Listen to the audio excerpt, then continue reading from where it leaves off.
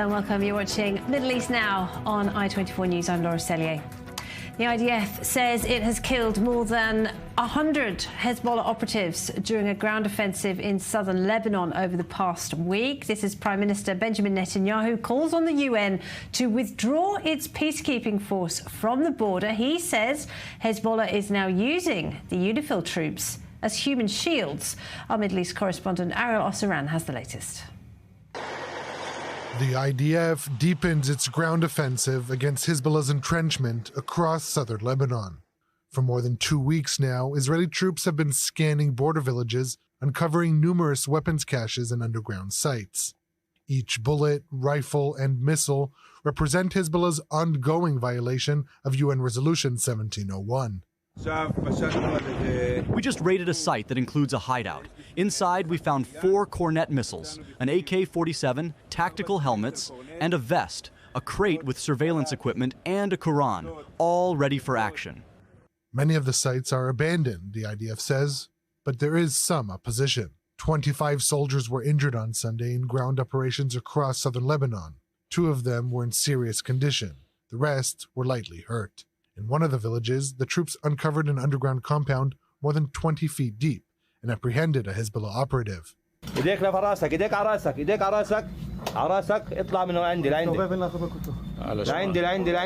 Visiting the northern border, Defense Minister Yoav Gallant said Hezbollah has turned every village to a heavily weaponized military zone. I have instructed the forces that every such place not only be destroyed, but that we will not allow terrorists to return to these places.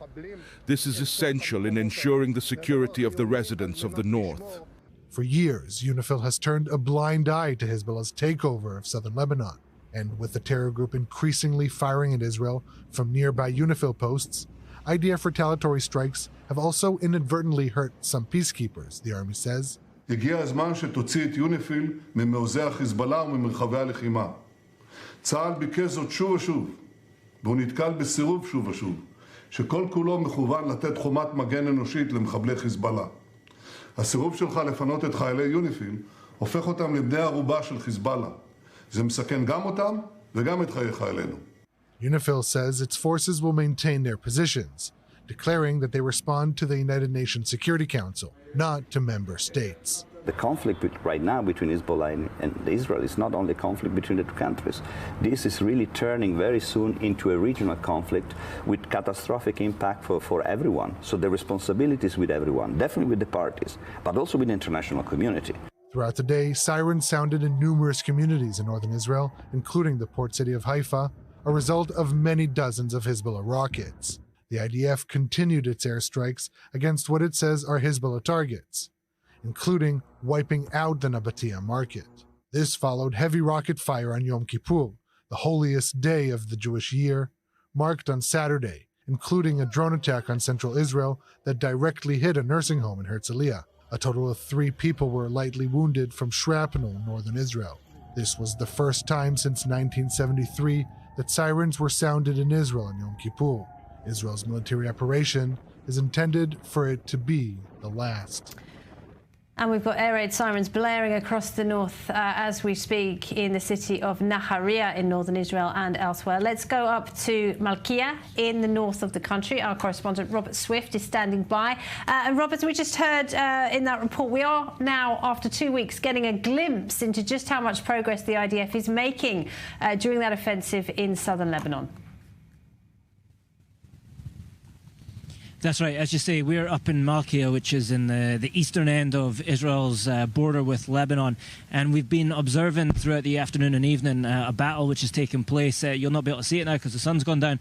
But about 3 kilometres behind me, just on the other side of the Israel-Lebanese border, the village of Blid, where the IDF, from the sound of it, have been conducting close-quarters combat. There's been a lot of small arms fire, tank fire, as well as artillery and airstrikes backing up that combat there. And that is a snapshot of the kind of combat that's taking place in many of the villages along the Israel-Lebanese border. The IDF today saying an additional 25 villages inside Lebanon. The civilians in those areas had to evacuate. As combat, like we've seen here, continues at pace throughout much of the region. The IDF taking some casualties today. Around 25 IDF soldiers were reported wounded. This taking place in 2 separate anti-tank missile attacks, with 2 of those wounded soldiers being in a serious condition. Okay, and as I mentioned, Rob, air raid sirens blaring across the north in major cities like Nahariya. Clearly Hezbollah still fighting back then. Yeah, so just for a bit of perspective, throughout the day there's been constant sirens going off. In the last hour there's been 3 major alerts. There's been more than 3, but 3 of them looked like more large-scale attacks, including the one you just mentioned, as well as an additional large-scale rocket attack in the western end of the border zone, as well as a drone infiltration. So these attacks are taking place pretty much continuously throughout the day. Some of them are more serious than others, some of them on a larger scale or with more dangerous weapons, but throughout the area of the northern parts of Israel, these attacks are happening constantly. Meanwhile, Rob, what about this UN peacekeeping force, UNIFIL? It's been on the border between Israel and Lebanon for 46 years now. Israel says that they are in harm's way and the UN should move them. Yeah, that's right. Israel does say that they're in harm's way. It should be noted that the UN says that most of the harm being done to them appears to be coming from IDF fire. Now, Israel says that Hezbollah are using these positions to shield, much in the same way that the IDF says. We're having a little bit of a sound problem there, unfortunately. That was Rob Swift up in the north of Israel. Well, with me in the studio this hour, Lieutenant Colonel Doron Avital is the former commander of the IDF Special Forces. Welcome, Doron. Ariel Osseran is our Middle East correspondent. Thanks for being with us, Ariel. So, Doron, more than 100 terrorist operatives eliminated. Terrorist tunnels have been destroyed. Hordes of weapons seized. Would you say the IDF is making good progress 10 days into this offensive? The campaign progresses as planned, and I think there was this pre-military campaign that was underneath the radar, all those incursions, all those intelligence operations that made this campaign, once it was declared and once it started, successful. And we find that there's a lot of infrastructure that now has to be dismantled, and I think now you extend the initial plan a little bit farther. In the end, we all know what's our objective. We want this area underneath the Litani River, the 1701 limit, to be free from Hezbollah, and we are in the beginning of the move. Right now we just command the ridge, the mountains ridge that really commands our villages and farms. But I think progresses well, but we have to be careful. I mean, sometimes you go into such a campaign, it progresses well in the beginning, not many casualties, and then you can be surprised. They're still there, they're still trying to fight. We have to be very careful. And Ariel, the aims of this part of the war compared to the war in Gaza have been described as more achievable and more concrete. Because they're, I think, more limited in scope. It's a very clear mission. The mission is to remove the ground invasion threat that is present all along the Israel-Lebanon border. Pretty much every Lebanese village that is adjacent to the border, and some even a few kilometers back, have been turned by Hezbollah as launch pads for this ground invasion into Israel, with underground tunnels, with weapons caches. And so what the IDF troops are doing, they're going side by side, village by village, across the border from Israel to remove that immediate ground threat that, as long as it persists, the residents of the north cannot return to their home safely. The question is, once that immediate ground threat is removed, what will be the next step? Will the damage and the degradation of Hezbollah capabilities be so severe that they will be forced by Lebanese politicians to finally adhere to Resolution 1701 and remove their forces from the border? I don't know if they will do it so voluntarily, but in the meantime, the IDF is not waiting, and it's eliminating the immediate threat along its border. What will happen next for other threats that still persist, that is yet a big question. And on 1701, of course, UNIFIL, the UN's peacekeeping forces, has failed to enforce that. Israel's leaders say now those peacekeeping troops need to get out of the way because they're in danger. Yeah, but I'm sure this is a decision of the Security Council, and they are thereby a mandate that we didn't commission. So this is so they have to operate according to their procedures. But of course, we have to be very careful. We don't have any fight with UNIFIL, nor do we have with the Lebanese army. We have to say that Israel was very careful all through this campaign, all this 3 years, not to hit not Lebanese infrastructure and not Lebanese army facilities or soldiers, and of course not UNIFIL soldiers, but this is a battleground. This is. I mean, how could Israel negotiate that if they're literally right in a way? And in fact, they're publishing information about where the IDF troops are, so they're actually helping Hezbollah to a certain extent. No, but the appeal can't be to the commanders on the ground. They just do their job. We know them for years. We've been we are veterans of those wars in Lebanon, and we've been there with them. We communicated with them. It's more the appeal to the UN to recommission or decide what's the new mandate of this UNIFIL force now, given that it can't fulfill its job because the Israeli IDF is there. Okay. So this would be the appeal. All right. Okay. Thank you both. Well, what is the purpose of the UN's peacekeeping force in southern Lebanon? It's been on the border for 46 years now and has failed in its mission to enforce UN resolutions designed to keep armed groups out of southern Lebanon. Our Emma Siegel has this report. Born out of conflict, the United Nations Interim Force in Lebanon, or UNIFIL, has been monitoring and mediating clashes between Israel and Lebanon since 1978. Following the end of Israel's Litani operation, UNIFIL was created to oversee the withdrawal of Israeli troops from southern Lebanon, while ensuring stability and security in the region. But just 1 year later, the then Israeli foreign minister expressed the country's disappointment in the force. The United Nations forces in Lebanon are not really fulfilling our expectation. Israeli expectations remained unfulfilled in the years leading up to 1982, as Palestinian terror groups entrenched themselves in the area, attacking Israel, setting the stage for Israel's 1982 invasion, known as the First Lebanon War. In 2000, after Israel withdrew from its South Lebanon security zone, the UN set up the Blue Line, an unofficial demarcation between Israel and Lebanon. Although UNIFIL was present, it proved ineffective in halting the 2006 Hezbollah cross-border attack, which sparked the 2006 Second Lebanon War. The UN expanded its mission under Resolution 1701 following the Second Lebanon War. This resolution called for southern Lebanon to be free of armed groups and allowed peacekeepers to be deployed along the border. The force was tasked with helping Lebanon's armed forces maintain a buffer between the two countries using 2 points, the Blue Line and the Litani River.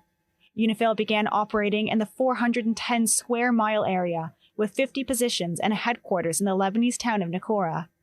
And today, the organization has around 10,500 peacekeepers from 50 troop contributing countries. But Israeli officials have long criticized UNIFIL for ineffectively demilitarizing the area.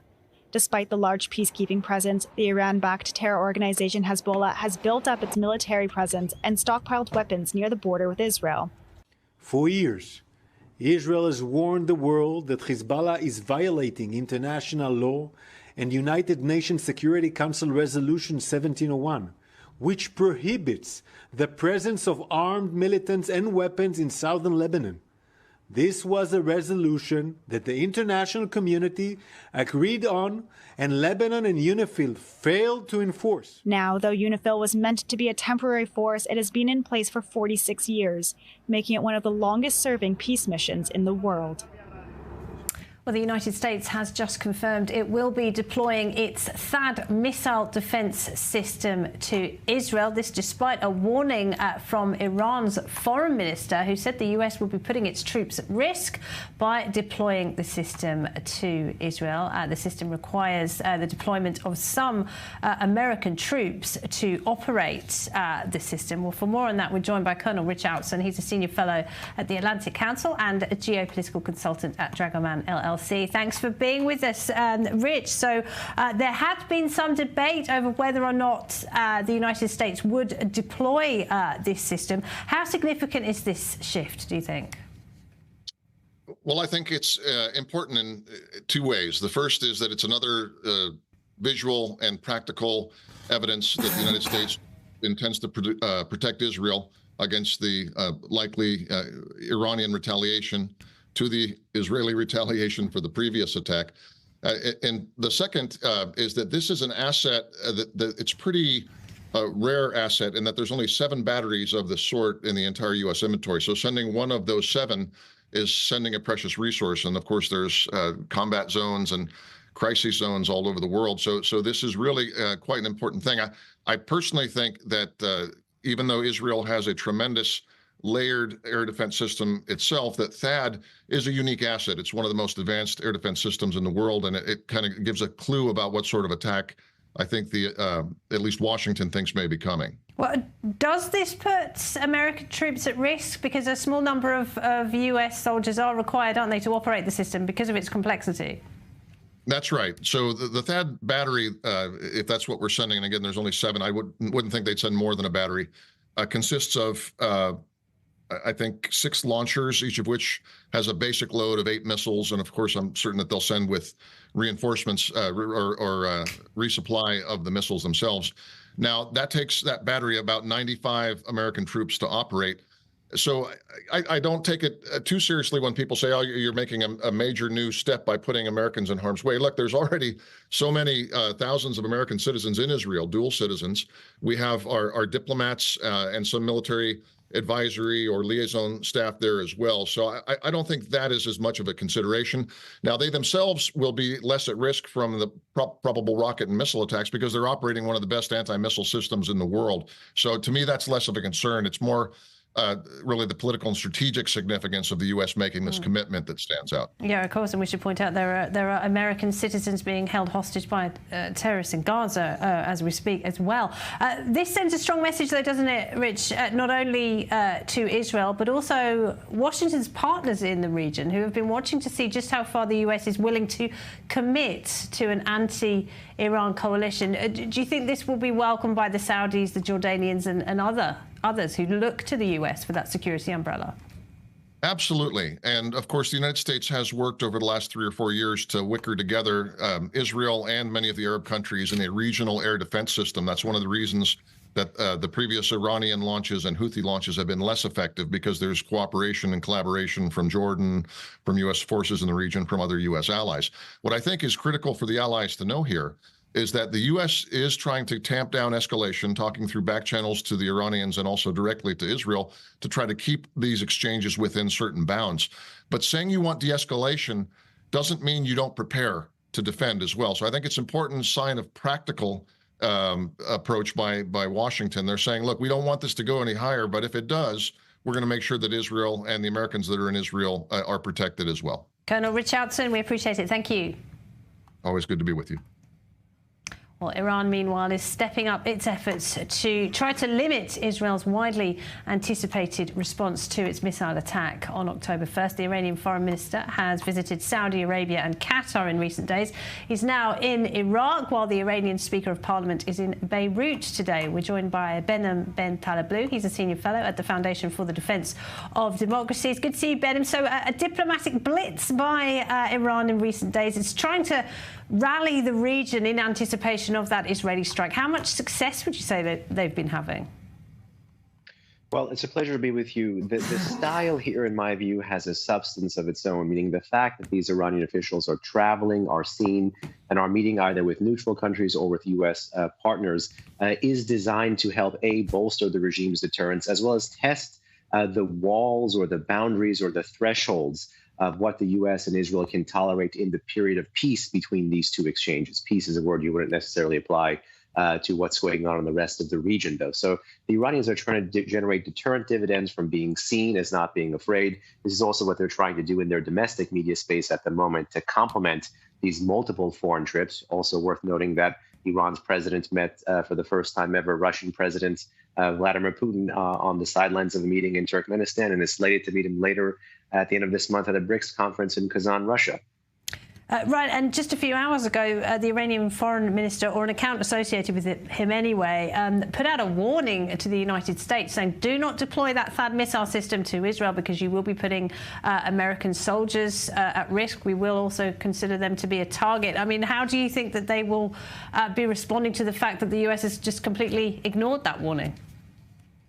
Well, the U.S. absolutely should completely ignore that warning. It's worth also noting that semi-official press and hardline press affiliated with the Islamic Revolutionary Guard Corps have made much of that THAAD deployment, particularly within Tasnim news agency just a few hours ago, trying to say how Iranian allegedly, but not exclusively, hypersonic missiles can maneuver around it and strike at least the radar or the battery. This, in my view, is largely denial and deception. I think it means that they're afraid of how much further their projectiles could be devalued if that is in the region. If that is actually in Israel. We know it's in the region. In fact, that had a successful intercept of the Iranian ballistic missile in the hands of the Houthis in January, February 2022 in the UAE. So the successful record of this projectile, plus, of course, the fact that the U.S. is publicly being seen as bridging the gap between it and Israel, are things that the regime is afraid of, hence the private and public entreaties to not send this important air and missile defense system. Meanwhile, they've sent a senior official to Beirut, the Speaker of Parliament. He's been touring kind of areas of Beirut that were hit by Israeli airstrikes. Is there anything that Tehran can do to help its most valuable proxy, Hezbollah, which has been decimated in the past few weeks? In the medium to long term, militarily, yes. It's the fact that there's a belt of states across the region, Iraq and Syria, that allow the regime basically laissez-passer to exploit, to transfer men, money, and munitions across the heartland of the region into the Eastern Mediterranean. That's the long-term resupply that the Islamic Republic can do and really has done since the last major Lebanon war, which was in 2006. But in the short term, all they can really do is political. And that's why America bridging the gap, setting this critical piece of air and missile defense architecture to Israel would be seen as not allowing the regime to prey on the American desire for de-escalation over deterrence. I think the Iranian strongest card right here is not military, it's political. It's what the outgoing Biden administration may do before and after the election, as well as, of course, how Israel may try to take advantage of that situation both before and after the election. So it's politics, not military tools, that Tehran is going to be looking to exploit to bail out its most successful proxy in the short term. Ben Talablu, thank you very much. Thank you. Doron Avital and our Ariel Osseran still with me in the studio. So what about the delivery then of this THAAD missile system, Doron? Why has it taken until now for that to happen? First of all, it was used, as was explained in the context of the Yemenite, it wasn't positioned in Israel. I think it's important on different levels. Of course, if we go on the attack, so we have to be prepared to the counterattack, and we need this capacity. It's also, I think, a declaration or in terms of the bond between Israel and the U.S. It's important in this context. There was a lot of tension and a lot of noises. So I think important tool. Impressive that it's here. The question whether this is a precondition or something we've been waiting for. Well, quite. What is the price Israel might have to pay for this? Because it's interesting to note there's been no strikes on Beirut for the last week. Well, and some are saying that's because of pressure from the Biden administration. No, the question is whether we have more objectives in Beirut itself or whether we exhausted the objectives there in the Dahia. Now we have objectives in the south, we have objectives in Baalbek or in the Baqa, and so on. So I think it's a declarative, but also important in the context of this attack that we have been discussing all the time. I don't think if somebody thinks it comes instead of the possibility of us going on the attack. No, I think it means that we are at sync with the Americans. It's important, and I would have liked to see Gallant traveling to the U.S. and making sure that the bond is. Get permission to go. Yeah, he didn't get the permission yet. It's easier to get those missiles into Israel than sending Gallant. But it means that the bond exists, and we are ready to the possibility of our attack. And Ariel, I mean, the further away we get from that Iranian missile strike on Israel, the more people tend to forget what happened, and the more pressure there is on Israel not to escalate, which is something, of course, the Biden administration has worked very hard to prevent. Well, I think Israel is taking a note from the Iranian playbook of there's no rush to respond. Israel can and should respond in the way that it sees fit, but in coordination with its allies, and this coordination is probably what's going to bring us, bring Israel the THAAD missile system, which can intercept over 72 ballistic missiles fired at once at Israel. And when we're talking about hundreds that are launched at Israel, this is the new norm. Then Israel does need these systems. I just want to note regarding the previous topic of the visit of the Iranian parliament speaker to Beirut, I think it's interesting that he is the Iranian official that visits Lebanon following the foreign minister Iraqi. Usually what the dynamic that we would see is Iran sends its foreign minister, then it sends its top-ranking IRGC officer responsible for the region. The only thing is, Israel has eliminated the previous two IRGC officers responsible for Syria. And it would not have the Lebanon. legitimacy to go after a political figure, essentially, such as the parliamentary speaker. Perhaps, or the third official, the third officer is Ismail Khani, the current head of the Quds Force, and he's nowhere to be found. Right. So I think it's interesting that Kalibaf, of all people, is the one who has been sent. It shows that he's a former IRGC guy, but that he is the top IRGC guy that the supreme leader trusts, and he is not wearing uniform. So it shows a lot of untrust, I think, or instability regarding the relations between the Iranian government, the Iranian Revolutionary Guards Corps, and the supreme leader. I think it's a very interesting decision to send Kalibaf rather than a uniform-wearing IRGC officer to follow up on the visit of the foreign minister. Interesting. And real quick, Doron, of course, we're getting a lot of leaks and, counter leaks about what Israel will strike. Nothing is off the table, though, officially, is it? Yeah, officially not, but I think we can carefully say that I don't think we're going over the nuclear infrastructure as some politician in Israel was suggesting. Of course, nobody would declare it. Do you think that's a mistake? No, I think it's right. I think in the question of how effective it can be in the context of the nuclear program of Iran, I'm not sure it's the smartest thing, but we have to keep it as a sort of an option. And the question whether to go of a civil target of infrastructure of oil or to go a military target, I would go for a military target, but let the decision makers make the decision. All right, thank you both. We're going to take a short break. When we come back, we'll have more on Iran's frantic diplomacy as the foreign minister heads to Iraq. More on that next. Stay with us.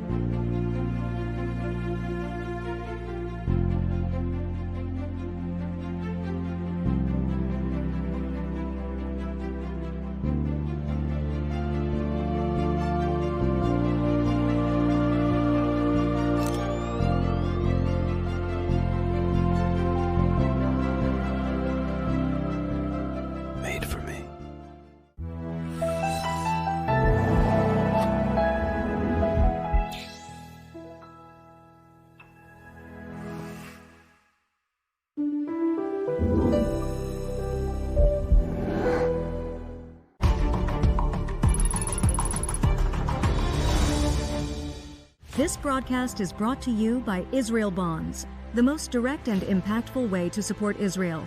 Invest now at israelbonds.com.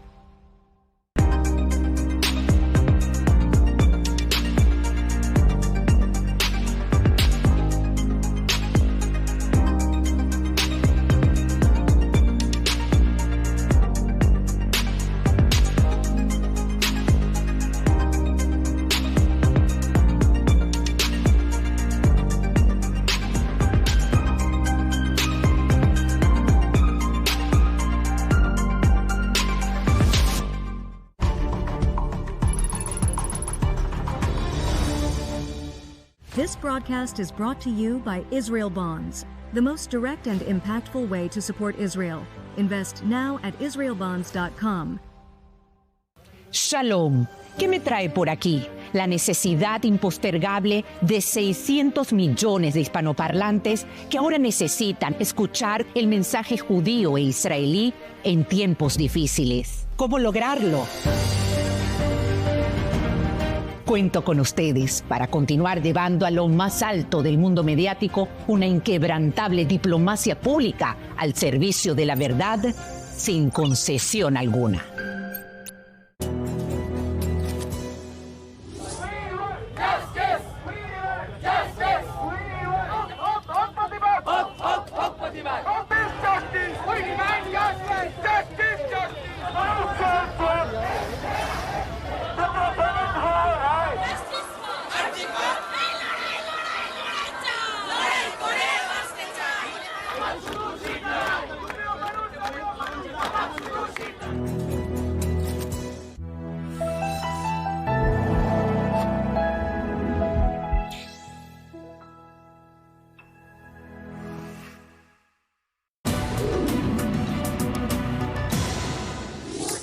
Welcome back. Iran's foreign minister continues his regional tour ahead of a much-anticipated Israeli strike in response to Tehran's October 1st missile attack on Israel.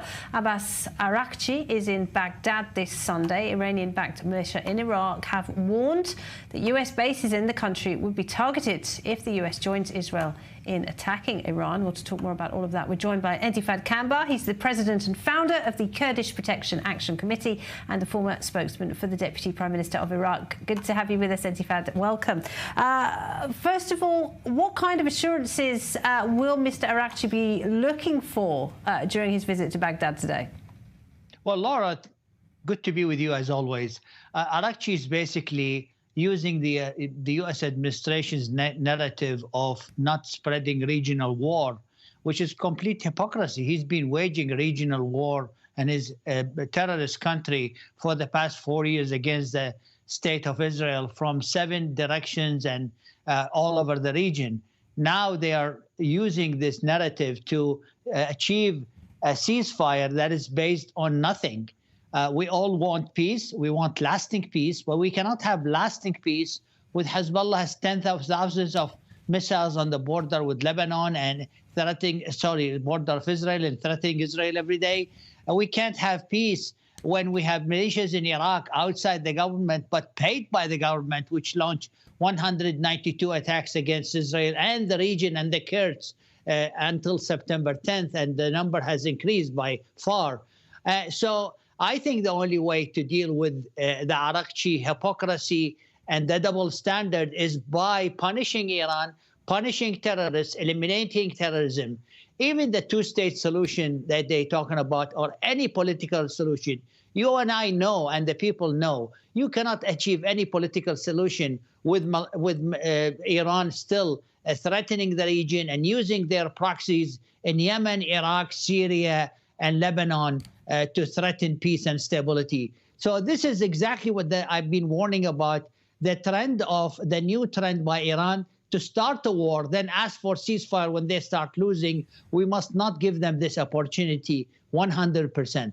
Well, Iraq is in a pretty unique position, isn't it, Entifad, in that it hosts US troops on one hand, but it is also increasingly used by these Iranian-backed militias that attack both Israeli and American troops. How can Baghdad navigate this very difficult position that it's in?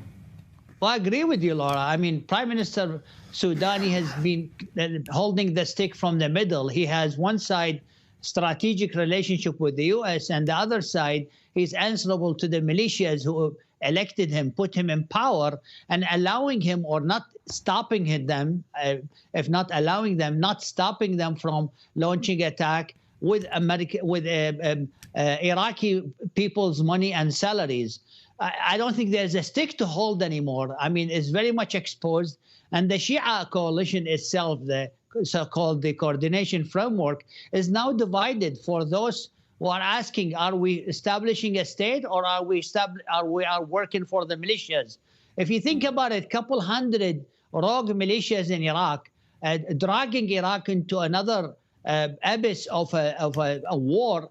And I don't think Israel is going to sit on their hands and wait for another attack and more Israeli soldiers killed like the two soldiers killed, IDF soldiers killed in Golan Heights.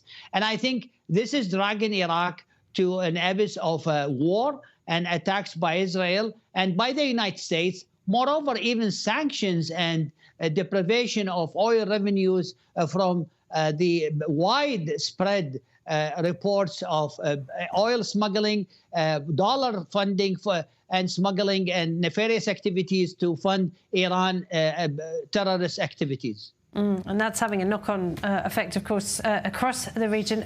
Some interesting funeral politics, Entifad. The IRGC general who was killed alongside the Hezbollah chief Hassan Nasrallah a couple of weeks ago will have a funeral in Iraq.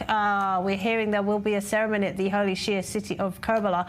No such plans for Nasrallah himself. It seems that neither Iran nor Iraq nor Lebanon want to be responsible for his funeral and his burial. Well, I tell you one thing, for the Shia tradition, every Shia dies anywhere in the world, their best hope is to have buried in the cemetery in between Najaf and Karbala, and it's considered one of the biggest, if not the biggest cemetery in the world, about 80 kilometers wide and length. So this is as a Shia tradition, but this guy is not a normal citizen. He's a terrorist. He's heading the IRG, which is the #1 terror apparatus run by a state in the world, and terrorizing the whole world. So I think it is only fair that Israel and the United States should not allow this terror boss to have a funeral in Iraq, and should even prevent to have his remains leave Lebanon. It's fascinating, isn't it? Etifat, thank you very much indeed. Etifat Kambar there. Well, Lieutenant Colonel Doron Avital and Ariel Osteran still with me in the studio. And Ariel, these Iranian militia in Iraq, they are a very real threat to Israel. As Etifat pointed out, they have killed 2 Israeli troops, and they continue their attacks almost daily. Yeah, over the past 2-3 weeks, I'd say these drone attacks have become a nearly daily occurrence. Just today, they launched 2 drone attacks at the Golan Heights. No known injuries as a result, but this really shows that they've become a full-fledged part of this proxy war, regional war against Israel. And it also connects to the previous interview that you had regarding the Iranian threat to America. If they participate, then it would show that they're getting involved. American forces are under attack by these pro-Iranian militia in Iraq way before October 7th, but this has amplified following October 7th with attacks on the Conoco base as recent as 2 days ago. And so these militias are becoming a more and more active part as Iran is trying to redistribute its orders for attacks against Israel, with Hezbollah severely degraded. Specifically regarding the funeral of Nasrallah, it is telling that they haven't yet agreed upon it, but the understanding is that it will be a multi-site funeral similar to what we saw for Raisi in Iran, with a procession in Lebanon, a procession in Iraq, as well as in Iran. Just one last thing regarding funerals. After the elimination of Ismail Haniyeh, the leader of Hamas, Iran declared 3 days of mourning, national days of mourning. After Nasrallah died, 5 days of national mourning. Right after Nasrallah was eliminated, or a few days before, there was a terrible tragedy in Iran with dozens of miners who were killed. 0 days of mourning. That, I think, Iranian very citizens. telling to the priorities of the Iranian regime. Just real quick, Doron, is Israel prepared for this front? Yeah, I'm sure about it. It underlines, of course, the fact that this is a game of a coalition, and we are part of a coalition with those U.S. troops that are stationed there, and our efforts. Of course, this new landscape of war with those drones that fly very low and they can use the topography. It's not a simple challenge, but I think we are getting better and better with that. To see this in Tel Aviv a few days ago, to see those drones coming from Lebanon in the skies of Tel Aviv, which is not a frontline city yet.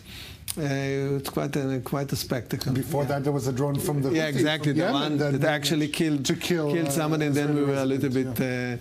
Well, the Houthi drone, which flew thousands of kilometers, managed to kill an Israeli citizen, which is something, of course, the Iranians have failed to do with 2 major missile strikes. So. Of course, there's no question about it. A coalition, we are part of a coalition, and as we've seen with those missiles that right now come to our aid, we have to work together and in tandem with our U.S. partners. Absolutely. Well, there are growing concerns about Iran's stronger ties with Russia. President Putin and President Pezeshkian met on the sidelines of a regional summit in Turkmenistan over the weekend. Iran exports drones to Russia for its war in Ukraine, and it is believed that Moscow is helping Tehran develop its nuclear program. At that summit, Putin said he wanted to create a new world order which would counter the West. For more on that, we're joined by Professor Ariel Cohen. He's a senior fellow at the Atlantic Council. Thank you very much for being with us, Professor Cohen. Good to see you. My pleasure. So what do you think then? How far is Russia prepared to go when it comes to protecting Iran if it comes under attack by Israel, as it is widely expected to do?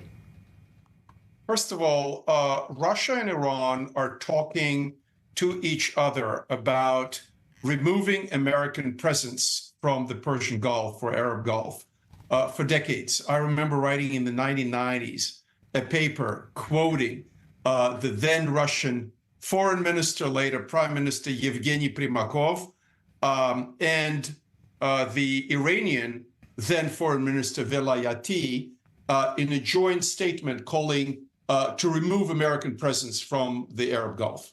Secondly, Iran, to everybody's surprise, became a major supplier of deadly weapons to Russia. The Shahed drones and other drones that Russians are using in Ukraine. This is multi-billion-dollar agreement, and God only knows what Russia is providing to Iran in exchange, possibly nuclear technology and, God forbid, nuclear warhead technology. And we also know that Iran now has MIRV, multi-entry, individually targeted re-entry vehicles for their missiles that they use against Israel. Plus, we see Russian Kornet missiles in Lebanon aimed at Israeli soldiers and Israeli civilians, because these Kornets fly 5 kilometers, can be shot across the border into Israel. Well, so this is a very serious collaboration. But I would also add, it's not just Russia and Iran, it's also China and North Korea. And it is really surprising how weak the American response is to this quadriga,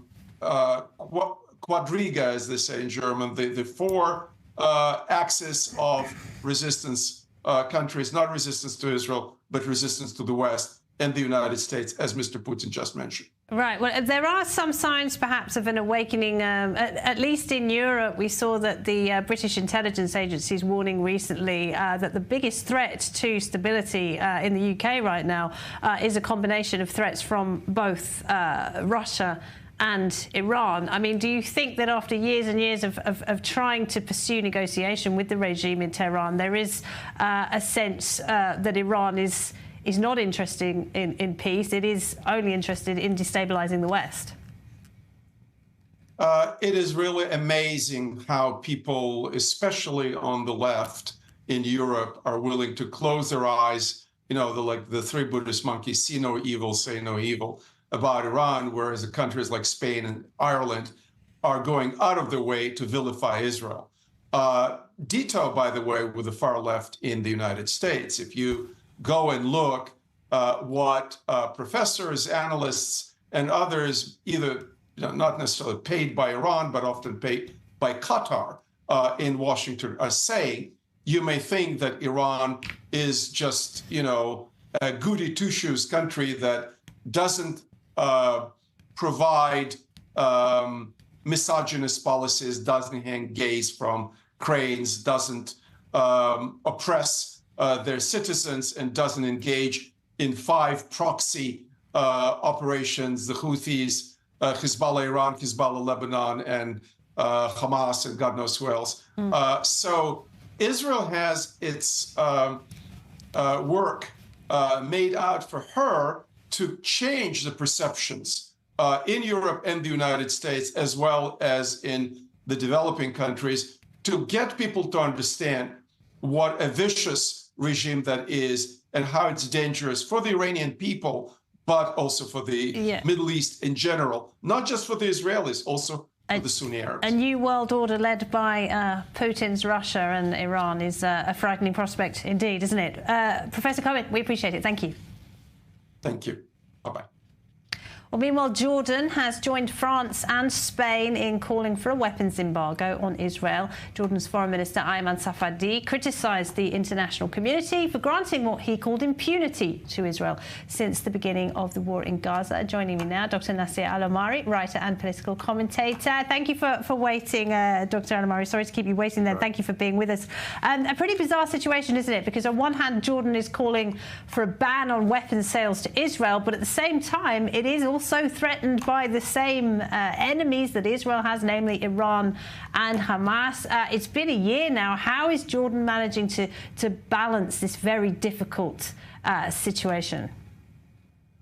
Yeah, thank you for having me. This is so convoluted, it's really hard to understand. The king is a staunch ally of the United States. He has security relations with Israel that are critical for Jordan. Jordan is reliant on the U.S. and its allies in the region for economic aid. And the king himself, he must be celebrating what's happening to Iran and its proxies in the region who have Jordan in their sights, along with other Arab regimes. I am sure they're celebrating, Israel taking a strategic action to curtail and stop the Iranian expansion into the Arab world. On the other hand, this is, as I said, this is so convoluted. They are asking for arms embargo when, in fact, Jordan is trading with Israel. And the only way to understand this is to say that this is for domestic consumption. The king needs to appear as if he is against Israel, if he is condemning Israel. But on the other hand, he's the support of Israel and the support of the United States is critical for his regime. Meanwhile, Nasir, of course, what is happening in Gaza is very personal for a lot of people in Jordan, given the very large Palestinian population. But what about what's happening in Lebanon? How much is Jordan affected by that? We know that some citizens have been evacuated from Beirut, and Jordan has also been sending aid. But more broadly, do you think that there is a feeling in Jordan that they want to support the Lebanese as well? Yes, when it comes to humanitarian aid, definitely. The Lebanese people are great people. They have not asked for Hezbollah to turn Lebanon into a proxy of Iran. So Jordanians definitely feel like the people in Gaza, the Lebanese are actually victims of Iran and its proxies. However, there is a divide in public opinion in Jordan. The Assad regime and Hezbollah were allies. They murdered Syrians who are fellow Sunnis of Jordanians. And there is division. Unlike the situation in Gaza, people in Jordan are actually divided when it comes to Iran and its attempts to destabilize Jordan. And they haven't forgotten about Hassan Nasrallah and his bragging about destroying the Syrian opposition and keeping the dictator Assad regime in power. So there is division, and the king has to navigate all of this and has to appear all the time as he is pro-Palestinian.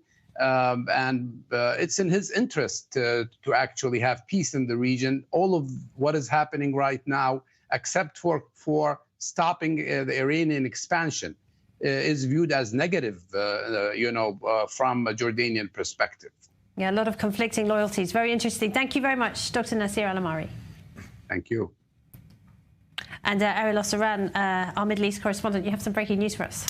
Yeah, difficult news coming out of central Israel. Mass casualty event has been announced in the area of Binyamina. That's 35 miles north of Tel Aviv, following a drone strike. Direct impact with at least 20 people injured. 5 are in critical condition. There isn't yet much information that we can We don't know where the drone came from? This. Lebanon. No, not yet at the moment. It is likely that it was launched by Hezbollah, but there has not been an official statement from any of Israel's emergency services, except the head of MADA that has announced that 20 people are injured, 5 in critical condition. Again, this is in the area of Binyamina, in the outskirts of that city, about 35, 40 miles north of Tel Aviv. So yes, a mass casualty event declared in the area. A lot of emergency forces are approaching, as you can see in the initial videos that are coming out. And again, we're following this closely, and the moment we have more official information, we'll give it. Doron, thank you, Ariel. Doron, it would appear at first glance this is somewhat similar to what happened on the evening of Yom Kippur, when a drone had direct impact in the town of Herzliya. The impact right now seems much more dramatic. It's, of course, from Lebanon, Hezbollah, it seems, Hezbollah for sure. And we were so this would have been sent all of the way down Israel without being intercepted? Exactly, it can happen. I mean, I'm telling you, they're flying very low, they're flying in different altitudes. It's not that easy. It's not like those missiles that we can compute the trajectory. This is hard to intercept, and they can sneak in and do this damage. The damage was in the north for quite a few months or over a year, but now it's coming to places like really the center of I will just note regarding the drone strike during Yom Kippur, the IDF said that from the moment that they crossed the border, they were monitored by Israeli forces. We heard a similar but they were unable to intercept it. We heard a similar statement following the Houthi drone that was also being tracked. So there are some questions that need to be answered by the IDF moving forward when they try to shore up its clearly breached air defenses. Again, it cannot be hermetic. There is no 100% success rate, but we are seeing that more and more of these drones are making it past Israel's air defense systems. And if the IDF says that in some of these instances, the drones were monitored as they crossed the border into Israel and then continued tens of miles in Israeli territory, this is something that the IDF needs to look into, and it should do this already. So just to be clear, these are explosive-laden drones, and it would appear that Hezbollah is expanding the reach of where it can send these drones to at this point. Yeah, exactly. They did it in the last few days, and as we push them in terms of Beirut and in terms of the south, they are using what they have in their hands. And this is something, a new challenge. I mean, not a new challenge, but really we have to find a way, as was described here, to intercept them, monitor and intercept them. There's no hermetic way of defending our airspace, and this is part of the difficulty. Yeah, this is it seems like a real impact. And I mean, it's not a game. I mean, I was talking about Tel Aviv, walking in the street in Tel Aviv and seeing them in the skies. It looks like a spectacle. It's not a spectacle. It's really, these things are deadly. They've already they are deadly, and this we see the impact. And we were hearing that 20 people have been injured. This area you're telling us is close to the city of Binyamina in central Israel. So that would be a first, I believe. Yeah, in Binyamina, I don't recall any other incident like this in Binyamina. No. And so they can bypass the air defense systems, they bypass Iron Dome and all of the multi-layered defense systems. Either not being monitored, and even if monitored, to intercept. It's not a simple issue. And then the warning, that they have to deliver the warning, to which area do you deliver them. It's not like a missile that you can really see the trajectory and make the decision where it's going to fall. And because you can't predict where it's going to land as you can with a missile. It's a different kind of a challenge. And of course, these are the kind of drones that we have just been talking about in terms of the relationship between Iran and Russia. Iran manufactures and sells these drones. This is a new dimension to the landscape of war. I mean, this vertical dimension, missiles and drones, and we see it also in Ukraine. And the other dimension that we have to tackle is the tunnel infrastructure, both in Gaza and Lebanon. So we have really a landscape of war that has new dimensions. As a veteran of previous wars, I would say that it's a frightening landscape of war, because usually when you go in war, you know where the enemy, you know where to expect your enemy. And now there are different dimensions to this landscape, and it's frightening, and also it exposes the citizen. It's not like a war that only is fought between soldiers or... Well, quite. This is a different kind of war. New warfare. Just some more details coming through. Apparently a helicopter has been sent to the site of the incident. No air raid sirens went off, so people didn't receive any kind of warning. 8 people are in a serious condition. That is the latest that we are hearing. And Dawn, of course, if they're being tracked, if the IDF can see that they are where they are, they don't know where they're going to land, but they can see where they are. It's not practical to trigger the air raid sirens? No, it depends where. You can put the whole country on sirens alert. But of course you send aircrafts that can try to, though it's not easy because it's a low flying target, and the velocity is not high. It's not easy for the Air Force to do it. They do it. So we are trying whatever we have. We saw those in Yom Kippur. I'm sure you heard the aircraft flying above trying to intercept those drones. And in this case, they succeeded to sneak in and to create this terrible impact. Right, so at least 8 people seriously injured in that incident close to Binyamina. It's a drone that has reportedly been sent by Hezbollah in Lebanon.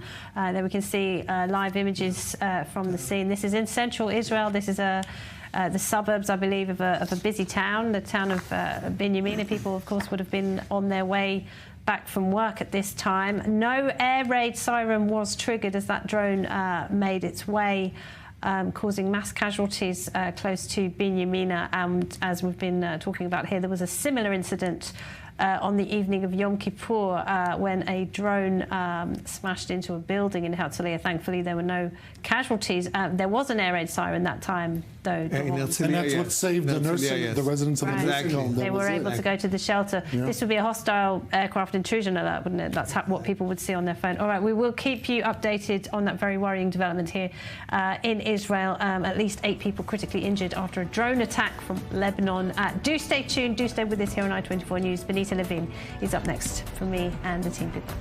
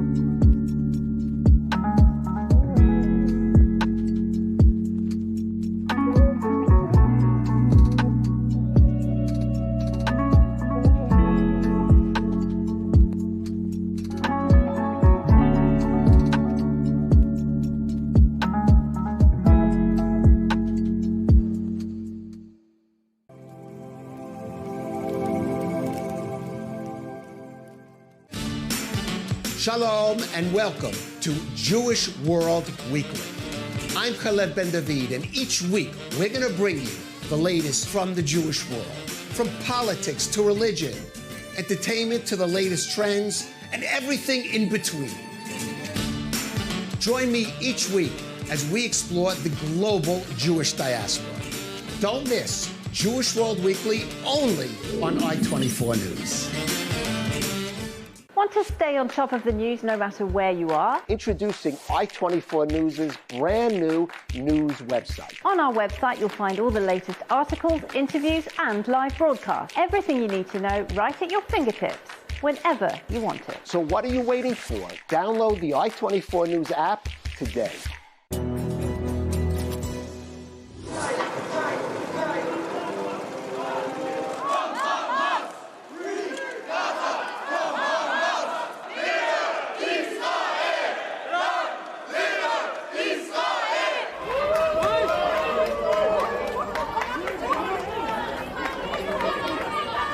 Kulturellen und akademischen Boykott Israels. Of a good friend giving me a hug.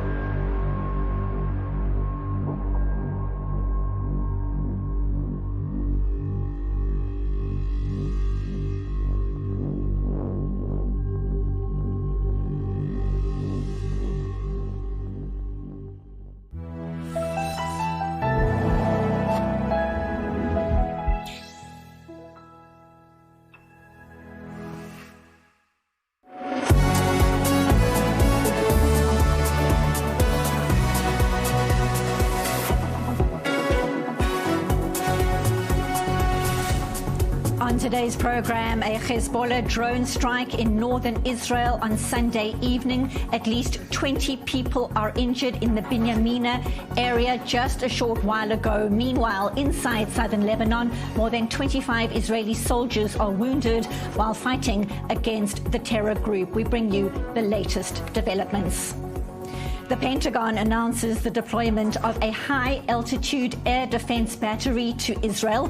Iran indirectly warns the U.S. to keep its military forces out of Israel, saying Tehran has no red lines in defending its people and its interests. We speak to a security expert. And terrifying scenes in Toronto over the holy fast of Yom Kippur. Gunshots fired at a Jewish school early on Saturday morning, the second such shooting this year. No one was hurt. We speak to Israel's anti-Semitism envoy about the uptick in hate crimes in Canada.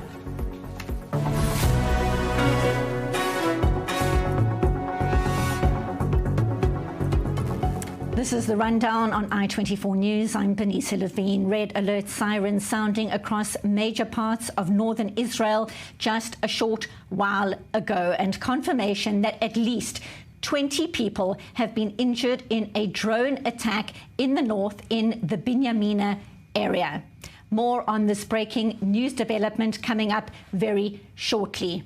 Meanwhile, over the weekend, on the holiest day of the Jewish calendar, more than 1 million Israelis racing to bomb shelters, with Hezbollah launching 150 rockets at Israel over the Yom Kippur fast. The terror group's attacks included the launch of 2 drones at the central city of Herzliya. One hit a retirement home, sparking a fire. The other was intercepted. Miraculously, no fatalities. In response, the IDF targeting terror sites across Lebanon. Meanwhile, Benjamin Netanyahu is calling for the United Nations peacekeeping force in southern Lebanon to move from combat areas. The Prime Minister telling Secretary General Antonio Guterres it's time to withdraw UNIFIL from Hezbollah strongholds. At the same time, there is still much speculation over Israel's pending retaliatory steps against Iran after the Islamic Republic's direct missile strike at the start of the month. But first, a deeper look at developments across the Northern Front. More in this report by Middle East correspondent Ariel Osaran.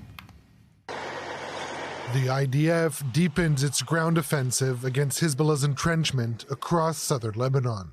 For more than 2 weeks now, Israeli troops have been scanning border villages, uncovering numerous weapons caches and underground sites.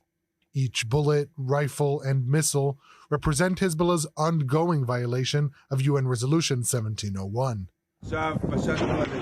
We just raided a site that includes a hideout. Inside, we found 4 Cornet missiles, an AK-47, tactical helmets, and a vest, a crate with surveillance equipment, and a Quran, all ready for action.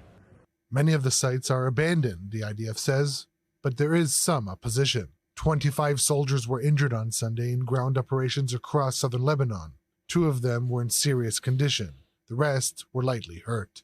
In one of the villages, the troops uncovered an underground compound more than 20 feet deep and apprehended a Hezbollah operative.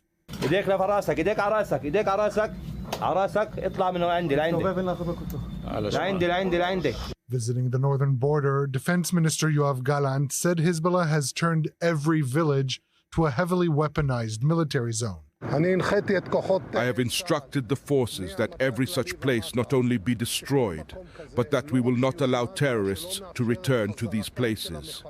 This is essential in ensuring the security of the residents of the north. For years, UNIFIL has turned a blind eye to Hezbollah's takeover of southern Lebanon. And with the terror group increasingly firing at Israel from nearby UNIFIL posts, IDF retaliatory strikes have also inadvertently hurt some peacekeepers, the army says. הגיע הזמן שתוציא את יוניפיל ממעוזי החיזבאללה וממרחבי הלחימה. צה"ל ביקש זאת שוב ושוב, והוא נתקל בסירוב שוב ושוב, שכל כולו מכוון לתת חומת מגן אנושית למחבלי חיזבאללה. הסירוב שלך לפנות את חיילי יוניפיל הופך אותם לבני ערובה של חיזבאללה. זה מסכן גם אותם וגם את חיי חיילינו. UNIFIL says its forces will maintain their positions, declaring that they respond to the United Nations Security Council, not to member states. The conflict right now between Hezbollah and Israel is not only a conflict between the two countries. This is really turning very soon into a regional conflict with catastrophic impact for everyone. So the responsibility is with everyone, definitely with the parties, but also with the international community. Throughout the day, sirens sounded in numerous communities in northern Israel, including the port city of Haifa, a result of many dozens of Hezbollah rockets.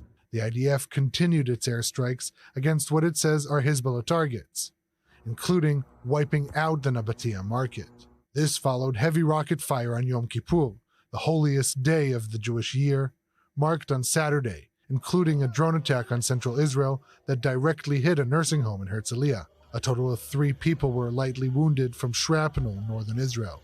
This was the first time since 1973 that sirens were sounded in Israel on Yom Kippur. Israel's military operation is intended for it to be the last.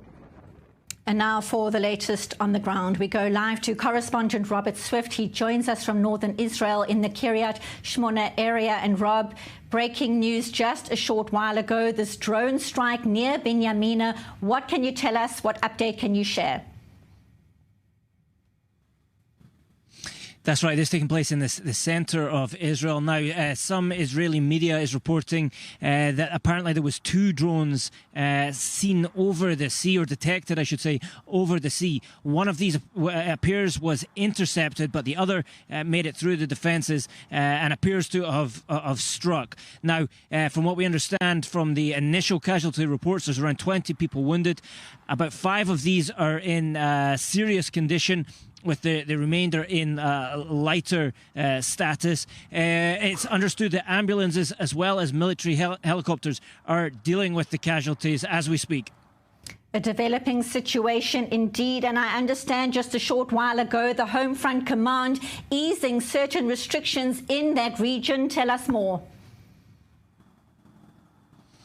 That's right. So this is a 2-phased slight easing of the restrictions. The first of these was in the Golan area, where the restriction was moved was from limited activity to partial activity. In a larger area, the restrictions have been are even less restrictive, moving from partial to essentially open. Nonetheless, the Home Front Command, of course, tells people to maintain at least one eye on the applications and wherever they get their information from, because these restrictions do frequently change in either direction. And of course, a developing situation in Binyamina, more and more details likely to emerge, and we will bring them to you as and when they happen. But across that front, inside Lebanon, fighting continues, and there are reports that some 25 Israeli soldiers were injured today, 2 of them seriously. What update can you share on that front? That's right. So these casualties appears were sustained in 2 separate anti-tank missile attacks. Now, the IDF has just in the last few minutes has said that at least one of these incidents where the casualties were sustained took place close to one of the UNIFIL's positions. The IDF said that it was in an attempt to extract these casualties and to place a smokescreen to aid in the extraction, that an IDF tank came into close proximity to one of the UNIFIL positions, which is likely a reference to complaints that were made slightly earlier in the evening by UNIFIL with regards to IDF activity close to their position. Certainly much rhetoric and strong, heated responses to developments around UNIFIL. We'll take a closer look at that a little bit later on in the broadcast. For now, we need to leave it there. Thank you so much. Correspondent Robert Swift, live from northern Israel. More to come from Rob, of course, as more details emerge. Thank you. And now for more, it's a pleasure to welcome to studio Yaakov Lapin, host of the podcast The Lapin Assessment on Patreon, and military and strategic affairs analyst at the Miriam Institute and Jewish News Syndicate, and our Middle East correspondent Ariel Oseran. Thank you both so much for being here. We start straight away with the breaking news development, and I want to come to you. We're hearing a developing situation, a drone strike, at least 20 people injured in the Binyamina area. Your insights, your assessments thus far? Well, there are 2 things that immediately come to mind. First of all, offensive. Where did this drone come from? If it came from an area that's further north from where the IDF is currently operating, which is likely to be the case, this raises the question of whether there will need to be an expansion to some degree of the ground maneuver to reach those places further north than the immediate line where those 4 IDF divisions are currently operating in southern Lebanon to remove the threat of a Radwan Hezbollah invasion. So, this raises questions about, what the future will look like of this operation, this stage of the war. Will there need to be an expansion, or will they rely on air power to take out these remaining threats? And at the defensive level, I think that, the defense establishment is already racing to create additional layers of defense against drones. We know that the laser is supposed to come online this year.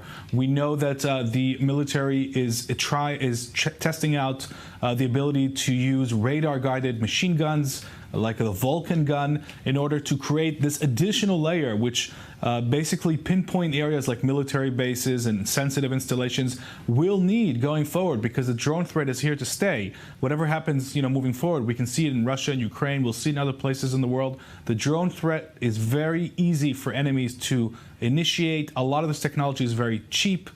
They put explosives on a small flying drone, and they get coordinates, and they can, direct this at very sensitive, specific installations. So what we need is area defense. In addition to the Iron Dome and all the other defenses that are in place, there has to be the introduction of area defenses, and the Ukrainians have actually made a lot of progress in that. So I think we're going to be seeing that happening in Israel more and more.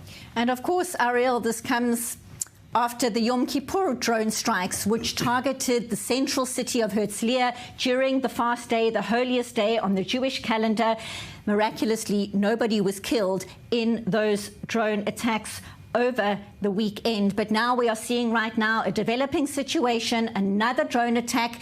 Clearly, this is a new kind of strategy, and it seems to be working over and above the rocket barrages that have become all too frequent. Yes, 2 successful drone attacks on the part of Hezbollah in a span of 48 hours. That is a concerning development. And specifically regarding this incident, we did see that, at least in the automated system of where there were sirens, this drone did activate the siren. The question is, and needs to be investigated, whether the people on the site of impact heard it, whether it was actually sounded there, or just sound alerting the app that you get these automatic alerts. But specifically, or more broadly, regarding 2 drone strikes. In the first, the drone strike on Yom Kippur, the IDF noted that the drone was monitored from the moment it crossed into Israel. So that raises the question, albeit, yes, there is no way to reach a hermetic system that intercepts 100% of what is launched at Israel, but 2 of incidents managing to get to central Israel in 48 hours, with at least one of them was monitored by Israeli forces. This does show a concerning breach into Israel's air defenses. Couple that with the amplification of drone attacks coming from Iraq, with just last week 2 soldiers were killed in the Golan Heights. This shows that this is a threat that is with Israel moving forward. And as Yaakov mentioned, it does, I think, Israel needs to update its defenses, the way it treats this threat moving forward. And I would just add, one of the ironies here is that many of these drones are small. So, okay, they don't necessarily carry that much explosive compared to a rocket, and certainly not compared to a missile. But it's that small size that makes them so evasive and difficult sometimes for radar to detect in time. So, as Ariel said, we don't know whether that siren, even if it went off, did it go off in time to alert the people? But there was a siren, at least according to some of the apps that we're seeing. But really, it's the small size of a lot of these targets that makes them able to slip through the net. And that's what's going to have to be addressed, I think, in this area defense that Israel will be setting up, I think, going forward. A developing situation. We continue to bring you details as they emerge. If you're just joining us now, it's breaking news. At least 20 people injured, some critically, as a Hezbollah drone strike targets the Binyamina area. Again, a developing situation, and we will continue to bring you updated, confirmed information as it happens. Gentlemen, stay with us. There's much more to discuss because we're talking about attack and defense capabilities, and Iran is today indirectly warning the US to keep its military forces out of Israel. The threat was made in a social media post linked to Foreign Minister Abbas Araghchi. It refers to the fact that the US is sending one of its terminal high-altitude area defense systems to Israel. This complex defense system, known by the acronym THAAD, requires soldiers to be deployed to operate it, and the Pentagon confirming just a short while ago it is in fact sending that defense system. Now, Iran's post reads, the US has been delivering a record amount of arms to Israel. It is now also putting lives of its troops at risk by deploying them to operate US missile systems in Israel, adding that while Iran has made tremendous efforts in recent days to contain an all-out war in the region, quote, we have no red lines in defending our people and our interests.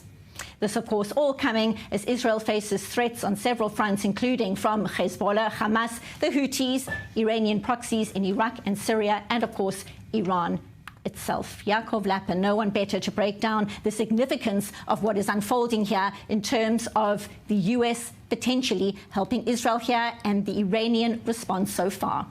So it looks like, Israel and the United States are beefing up the air defense shield that is around Israel. It's already a formidable shield.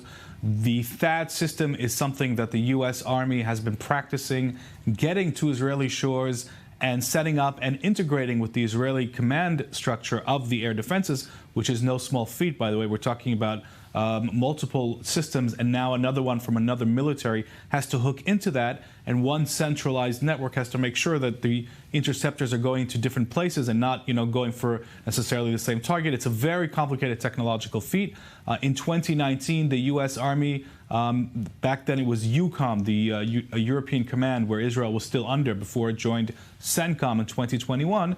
So in 2019, there was an exercise involving the actual bringing of the THAAD system to Israel and linking it up with the command and control and testing it out. So there is experience in doing this. This is going to be a welcome addition. This is a very advanced American air defense system. It operates above the atmosphere and below it.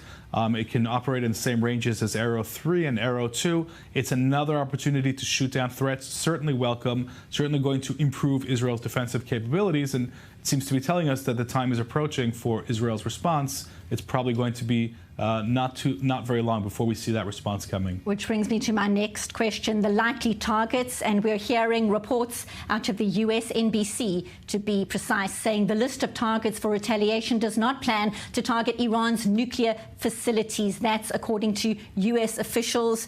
Your sense on that, the likely targets? Well, look, nobody knows. I'm going to start with that assumption. We really don't know. And it would be alarming if the targets were actually leaked to anybody, because, what could be worse than letting the enemy know where you're going to hit them? Of course. But I think in terms of, what I would want to see, I happen to think that this is a prime opportunity to go after Iran's nuclear program.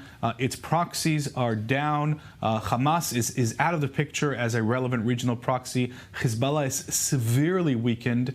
And what Iran has left is its direct missile capabilities, and we're seeing steps now to deal with that. I think this is the opportunity to go after Iran's nuclear program, not necessarily the energy infrastructure, which has international implications. That could be left as a sort of warning, whereas if Iran continues to insist on launching volleys of missiles at Israel, then those energy infrastructure targets could become relevant. And I think leaving them to the end would actually leave the Iranian decision makers with something to lose.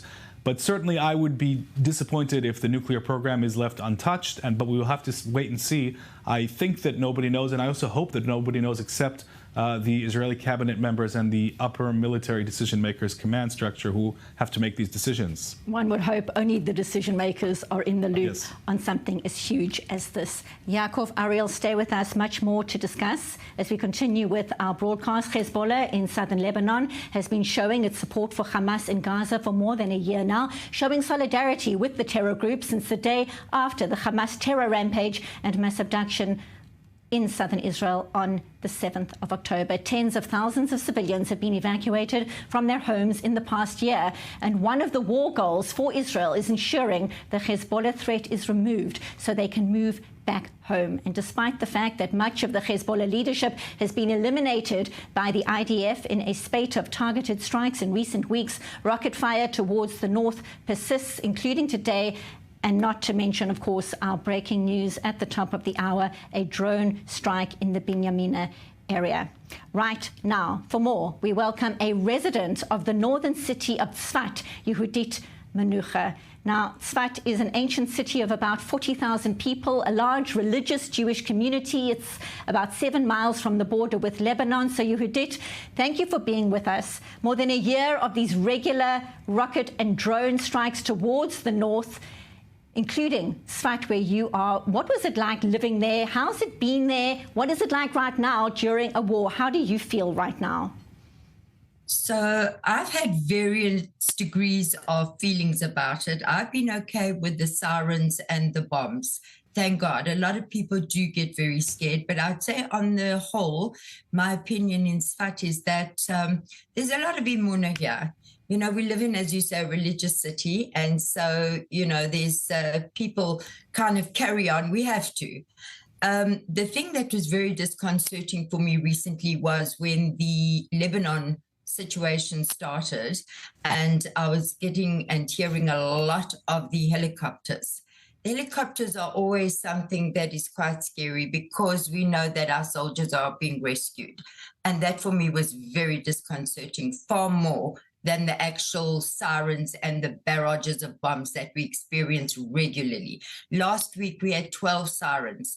It was just crazy. There was a massive barrage.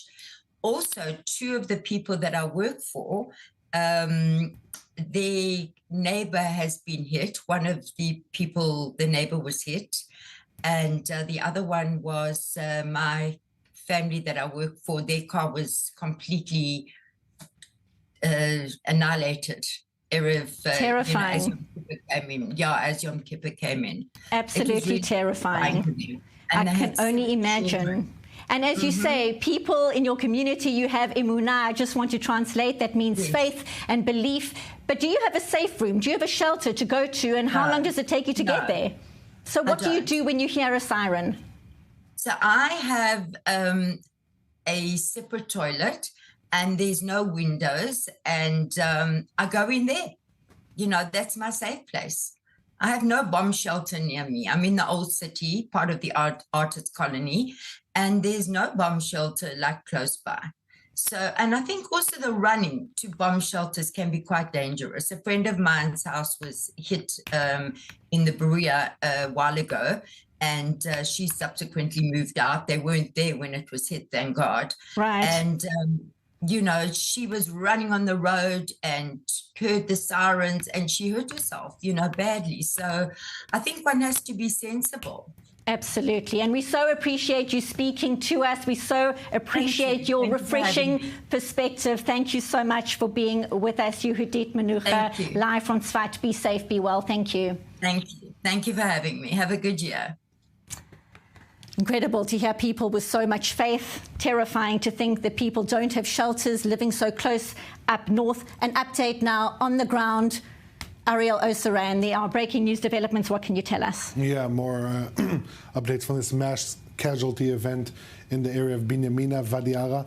According to MADA, Israel's emergency services, 39 people were injured in this drone strike. 4 are in critical condition, 23 light condition, and 12 are in moderate to severe condition. According to MADA, all those who needed to reach hospital have already left to various hospitals in the country. We can say that military choppers have been assisting in the evacuation of these injuries, a significant amount of injuries. Again, 39 in total, 4 in critical condition. All are on their way to hospital. And just to recap for people joining us now, what kind of warning in terms of red alert sirens would have sounded ahead of this drone attack? What is known? So we know that the app that it gives you according to where you are positioned, the app did activate the siren. We don't know if the people in the site of impact did hear it, but according to one of our correspondents who lives not too far away, he said he heard a siren and then impact a short while afterwards.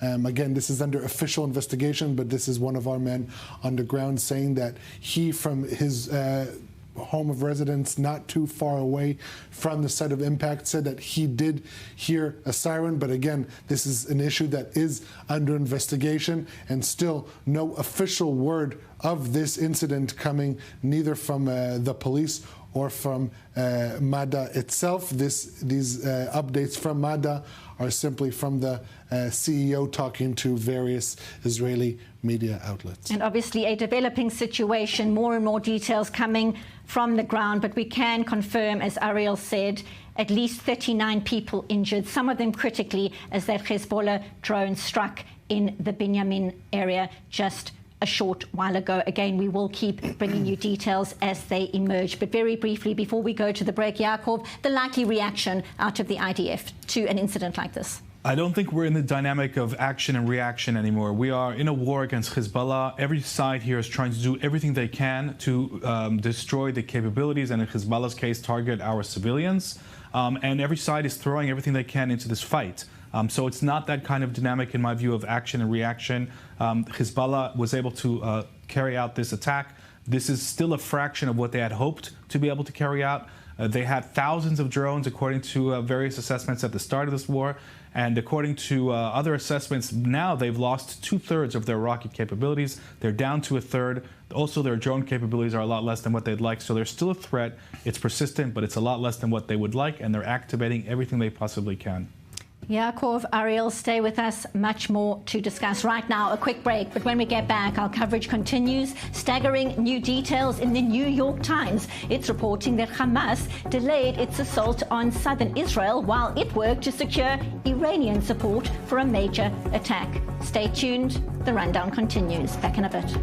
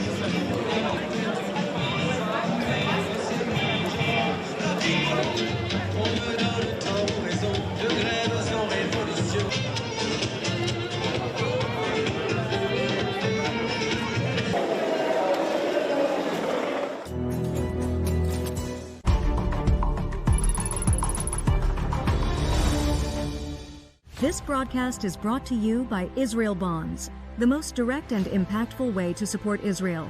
Invest now at israelbonds.com.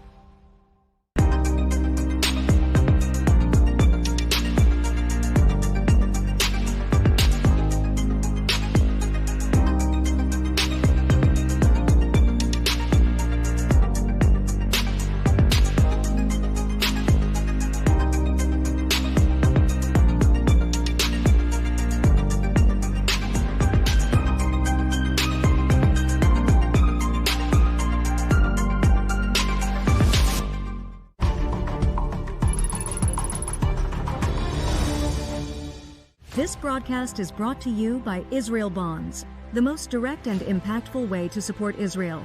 Invest now at israelbonds.com.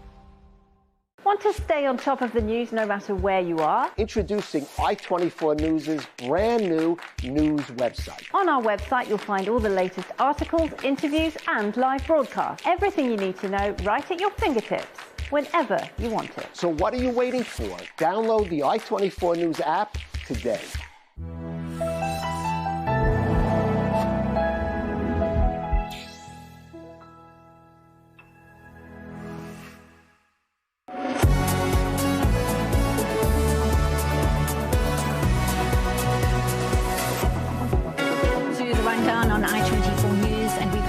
With our breaking news coverage. Confirmation just a short while ago, at least 39 people have been injured in a Hezbollah drone strike in the north of Israel in the Binyamina area. So for the latest, we go to our correspondent Robert Swift. He joins us live once again. So those regular red alert sirens sounding in major parts of the country earlier, over and above the Hezbollah rocket and drone attacks from southern Lebanon over the Yom Kippur fast on the weekend. But now, in this latest development, a drone strike near Binyamina. What is the latest update? What is confirmed, Rob?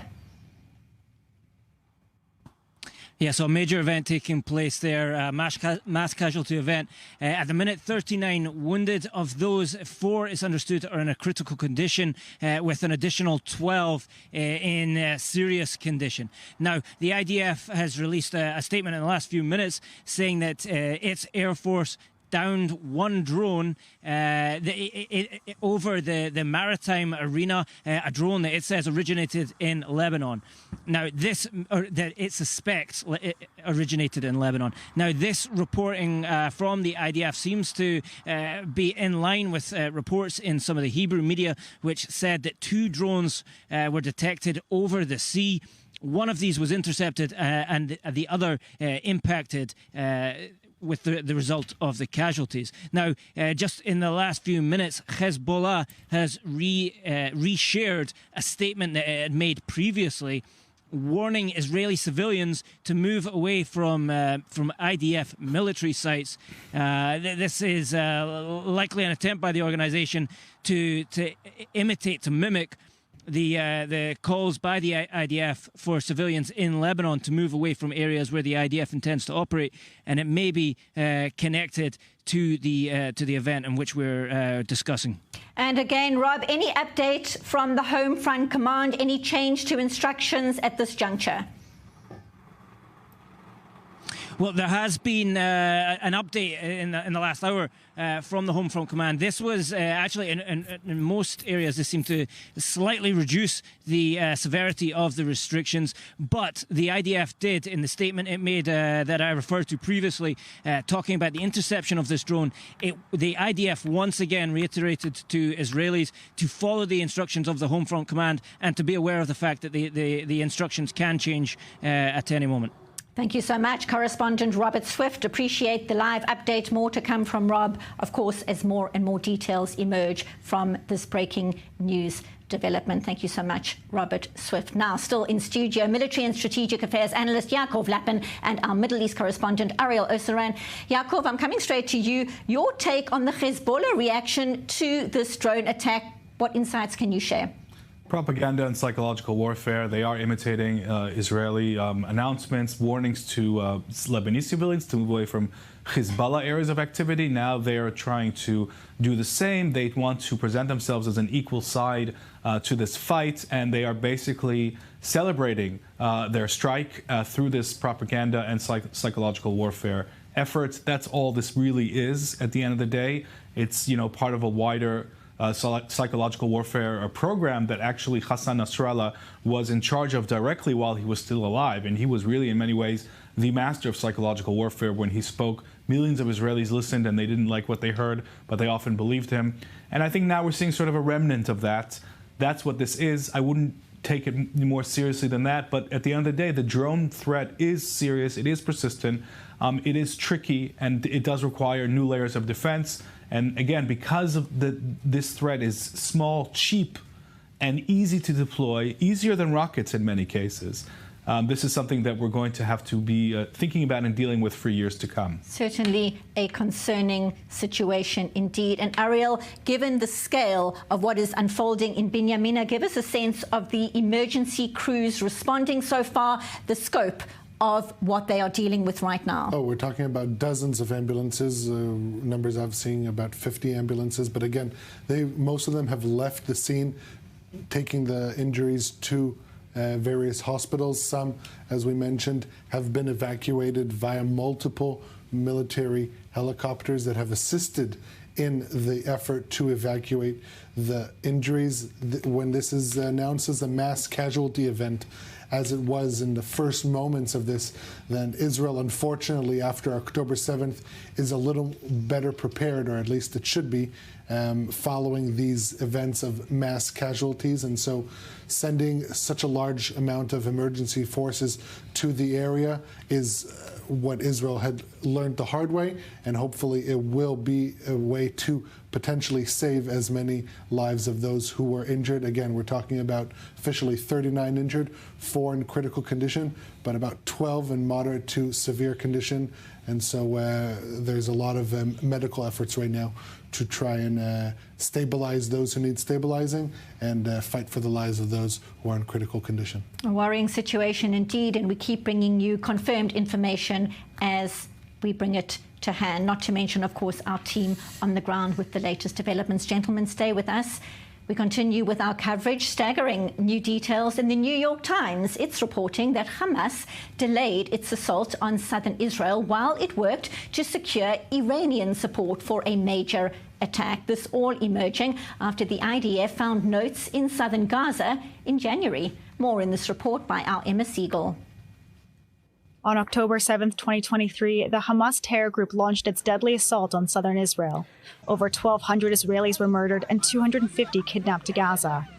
But according to reports, Hamas was ready for this attack 1 year earlier. Instead, it waited as it tried to enlist help from Iran and Hezbollah. A series of meetings over the course of 2 years held by Hamas's military and political leaders showed how they planned the logistics of the attack. While it is not clear which officials were in the meetings, the New York Times reported that Hamas leader Yahya Sinwar was present at each one, while now top dead officials Mohammed Deif and Marwan Issa attended at least several of them. The minutes from the meetings were discovered on a computer in late January by IDF soldiers operating in southern Gaza's Khan Yunis. The plan for a cross-border attack was first mentioned in a meeting in January 2022. Hamas officials in attendance discussed the need to avoid escalation with Israel, to instead focus on, quote, the big project. Following this meeting, the big project was discussed at length in April and June. At this point, Hamas was deliberating on 9/11-style attacks targeting shopping malls, military command centers, and Azrieli towers in Tel Aviv. This plan was scrapped, and by September 2022, Hamas settled on its intent to attack military bases and civilian residences. In July 2023, Hamas dispatched a top official to Lebanon, where he met with a senior Iranian commander and requested help striking targets at the beginning of the assault. While Iran and Hezbollah welcomed the plan, the entities stressed that they needed, quote, time to prepare the environment. But despite their apparent willingness to participate, Hamas proceeded without direct help from the two. Hamas said it was compelled to act because of Israel's internal situation, apparently referencing the domestic political unrest last year over the government's judicial overhaul plans. The last point to discuss was whether to attack on Yom Kippur on September 25th or Simchat Torah, October 7th. Choosing the latter under intense rocket fire, Hamas infiltrated the border separating the Gaza Strip from southern Israel, organizing the deadliest terror attack in Israel's history. Still in studio, Yaakov Lapin, what are you making of the New York Times report suggesting Hamas delayed its assault on southern Israel, waiting for Iranian support for a major attack? Your insights. So according to this report, there's a lot of light that's now shed on questions that have been troubling, mainly, intelligence analysts and people who are working to piece together the extent of cooperation between Iran, Hamas, and Hezbollah prior to October 7th regarding October 7th.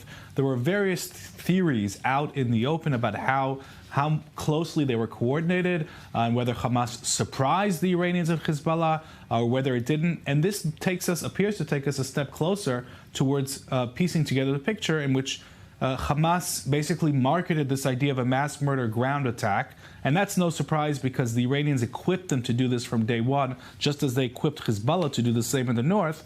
But really the timing here, Hamas appears to have not been able to convince the Iranians and Hezbollah to join when they wanted a coordinated all-out attack. So they decided the timing of their attack, according to this report, and then they dragged in the rest of the axis, the Iranian axis. And that does seem to tally up with events, because had things been different, God forbid, we would have seen the same kind of attack from the north and the south at the same time. And that would have been, that would have taken this disaster, as bad as it is, and made it at least twice as worse, if not more. So the fact that that didn't happen seems to tally up with this report. Hamas decided to act on its own after it couldn't get them to join in the timing when they wanted to, when Hamas wanted to join. But at the end of the day, there's no question about the fact that Iran, Hezbollah, they all knew about these genocidal plans. They played a part in making this possible. They helped train Hamas. They equipped it. They funded it. Hezbollah had its own version of this attack, which Hamas basically copied. So there seems to have been a disagreement about timing, but not much else. Ariel, I want to bring you in right now because new developments in terms of instructions for Israeli citizens. What can you tell us? Yes, in some areas of the north, Safed and environs, residents instructed by the local council to remain near shelter. Similar alerts have been given Rechania and a little bit north from there. So the anticipation is for some sort of strike on that area. With the update of the strike on the Binyamina area, MADA updating that their total of 40 people were injured in that strike. 4 are in critical condition, 5 are in severe condition, 11 moderate to severe, and 20 in mild condition. All the injuries have been evacuated to hospitals, as we mentioned. Dozens of ambulances were sent to the area, in addition to multiple military helicopters that assisted in evacuating the injuries. A developing situation, and now that confirmation, 40 people injured in Binyamina. And Ariel will keep updating us, as will our correspondent Robert Swift. So stay with I24 News. Thank you, gentlemen. More to discuss right now. We go abroad. Terrifying scenes in Toronto over Yom Kippur. Gunshots fired at a Jewish school early on Saturday for the second time this year. Local police saying shots were fired from a vehicle at the Bates Chaya Mushka Girls' School at 4 in the morning. No one was hurt and a window was damaged. This coming amid a rise in anti-Semitic attacks in Canada in the past year since the start of the war on the 7th of October in southern Israel, a war started by Hamas on that day. And now for more, it's a pleasure to welcome Michal Kotler-Wunsch, Israel's Special Envoy for Combating Anti-Semitism and a Public Policy and Strategy Advisor. She joins us from Central Israel. Michal, thank you so much for your time. You've just returned from Toronto, where you addressed a memorial commemorating the 7th of October, a year after the Hamas terror onslaught and mass abduction. Of course, Jewish communities globally also remembering the darkest day in Israel's history. Tell us more. Well, not only remembering, and you're 100% right, standing in grief and in solidarity with 25,000 people in Toronto, Canada, but across the world, communities, Jews and their allies, commemorating October the 7th and committing to combat the anti-Semitism that not only fueled the atrocities of October the 7th, but fuels the continued multi-front attack on the state of Israel. We've just seen another manifestation of that right here tonight. And of course, fuels the tsunami of anti-Semitism around the world, Canada included, that in fact was responsible for the shooting attack for the second time on the Chaya Mushka school in Toronto, alongside what we've seen, protests in the street of Toronto. I'm going to say pro-Hamas, pro-Hezbollah, pro-terror protests and anti-Semitic attacks targeting individual Jews, businesses, students on campus, students at schools, and students and others on the streets. and across Canada and the rest of the world. So to that point, Michal, when you hear Canadian Prime Minister Justin Trudeau saying he's very disturbed by this incident, which of course came as the Jewish community observed Yom Kippur, the holiest day of the Jewish year, he said on social media his heart goes out to the students, the staff and parents who must be terrified and hurting today, adding anti-Semitism is a disgusting and dangerous form of hate. But what is your sense of how authorities there are prioritizing the fight against anti-Semitism a year since this war here started? So that is precisely the point. Thank you for that important question, Benita. It is time for much more than words and much more than rhetoric or tweets, frankly, condemning, and that's very important, that hate should be immediately condemned. But leaders need to lead, and they need to do so with action. You know, we've said the word anti-Semitism that fueled the atrocities and fueled the responses to the atrocities. And as you know, there is a definition for anti-Semitism, the International Holocaust Remembrance Alliance definition. And Canada, including all of the spaces and places in which we've seen this tsunami of anti-Semitism, and just like all other countries that declare their commitment to combating anti-Semitism, need to utilize that International Holocaust Remembrance Alliance definition, the result of a long democratic process. And in fact, in Canada's case, my equivalent, the Canadian Special Envoy for Combating Anti-Semitism and Remembrance of the Holocaust, is trying very hard for the last several months to issue a very clear guidebook on the operationalization of that definition so that we can identify and combat anti-Semitism, whether it's by police chiefs, by prosecutors, by university presidents, administrators, school boards, and so on and so on. And so, as I said, the time for words is over, and the time for leaders to lead with action is now. So, Michal, over and above this call for leaders to, as you say, lead with action, talk us through the role social media is playing in spreading hate and what can be done online to combat this scourge.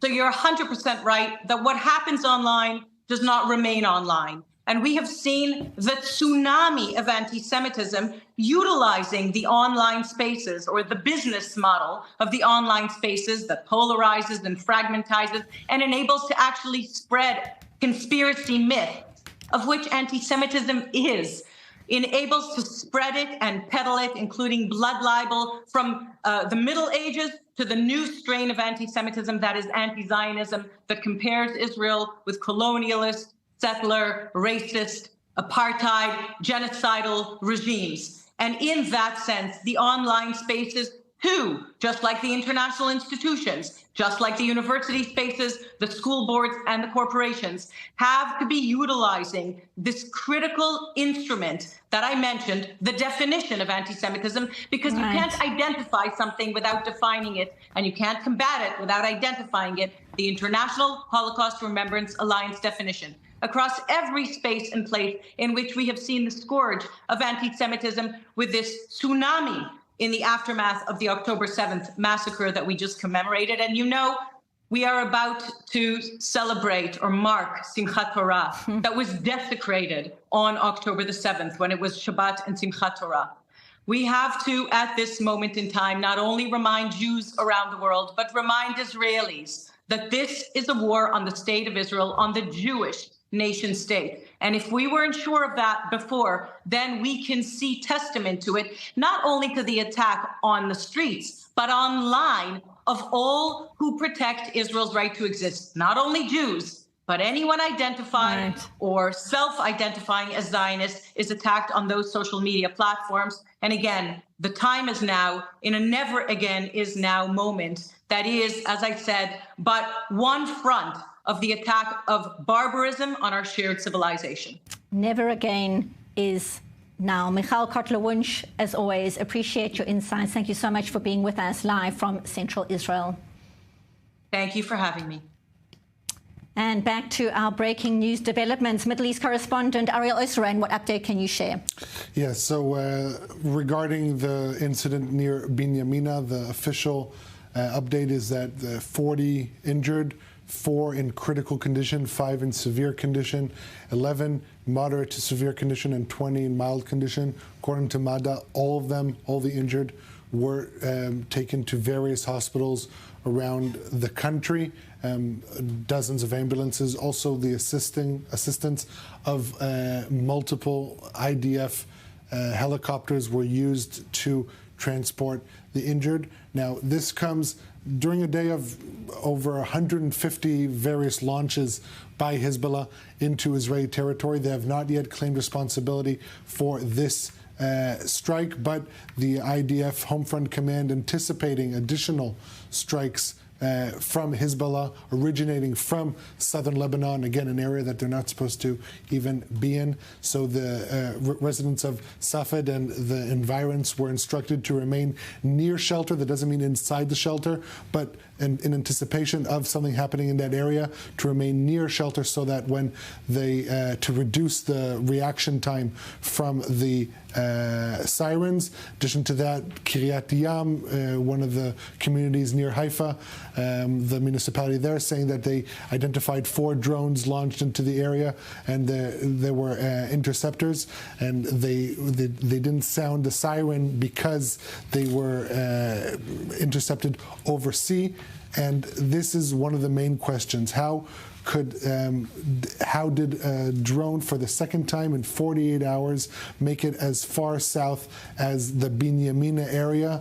Obviously, we know in Yom Kippur there was the drone strike that reached Herzliya. We still don't know officially whether there was indeed a siren. One of our men on the ground says that he lives nearby. He did hear a siren, but many questions addressed this evening to the IDF to try and understand how there was another successful drone infiltration. Again, we talked about this earlier in the broadcast. Nothing is hermetic. You can't ensure 100% interception rate in this, but second incident in 48 hours reaching far south. We know that in the Yom Kippur drone strike that the IDF was monitoring that drone, and it still made a direct impact on a nursing home north of Tel Aviv. So a lot of questions this evening, but also a lot of concern regarding the fate of those 40 injured from this direct impact in Binyamina. 4 are still in critical condition. And for those who were watching earlier on in the broadcast, we spoke to a resident of Tzfat, Yehudit Menucha. She actually explained that she didn't have a shelter to run to, and you are just describing that as one of the areas where people have been told to stay close to shelter. So hopefully everybody in those areas can stay safe, certainly as much as possible. And Yaakov, I want to bring you in on exactly this, as Ariel is outlining, the fact that this drone managed to reach Binyamina. It's far further south, so to speak, than the other locations that have been targeted in the year that Hezbollah has been showing its solidarity with Hamas since the 7th of October. It was the day after, on the 8th of October, that Hezbollah decided to show its support, so to speak. What do you make of that? What insights can you share about its capabilities right now? So look, in terms of the rocket capabilities, according to the latest assessments that are being circulated, they're down to 1/3 of their original stockpile. Now, I think that their UAV capabilities in terms of the size of the stockpile is also greatly reduced, but they obviously still have some drones left to fire. And this is not a new threat. Let's remember that the Yemenite Houthis were able to kill a civilian in Tel Aviv because they got a drone all the way to Tel Aviv from Yemen. So at the end of the day, this is a very tricky threat. Because of this relatively small size, low speed, and often low altitude of this threat, it is more difficult for radars to pick up on. And the first part of air defense is seeing the threat. You need to use your radars. There are other sensors as well to do this. This is an arms race, and it's a cat-and-mouse game. It's a deadly one. And I am sure that the Israeli Defense Establishment is going to improve its ability to detect and then to intercept the drones. We've got laser coming online this year. There will be machine guns guided by radar. There's going to be a whole sort of bunch of layers that will be added to Iron Dome. Iron Dome on its own is not enough. That's clear. We know that now. There's no question about it. So the race is on to provide those additional layers. And when they arrive, hopefully, our situation against this terrible threat will improve. Given that Israel has managed to eliminate large swaths of the Hezbollah leadership, not least of which Hezbollah chief Hassan Nasrallah, the man pinpointed to be his successor and the successor to the successor, who's calling the shots right now? Well, it looks like, there's going to be an intermediate layer of command in the field that's still able to take stock of what's left, what has survived, and probably at a local level start organizing these attacks. And I think that's what we're seeing. We've seen Hezbollah settle into this sort of sustained rate of between 100 to 300 rocket attacks per approximate 24 hours. And we're seeing occasional drones accompanying those rockets. Now, this mix, according to Hezbollah's original plan, was supposed to be so much larger. They were talking about things like 10,000 rockets a day on the north and hundreds of drones accompanying that. So that was the original plan that Hezbollah had, and we have to keep that in mind when we're seeing what they're actually able to fire now after the volley of strikes that they've absorbed from the IDF. They are nowhere near their full capacity, still dangerous, still a threat. It's going to take time to extinguish this threat. And as I've said, drones are one of the trickiest part of this threat because of their cost, their low cost, their low speed, their low altitude. These are, in many ways, the opposite of large rocket threats, and that's what makes them so much harder to detect. Certainly a very concerning situation. If you're just joining us, the breaking news development, 40 people injured as the Hezbollah drone strike targets the Binyamina area. 20 seconds left. Ariel Osran, wrap us what is happening right now.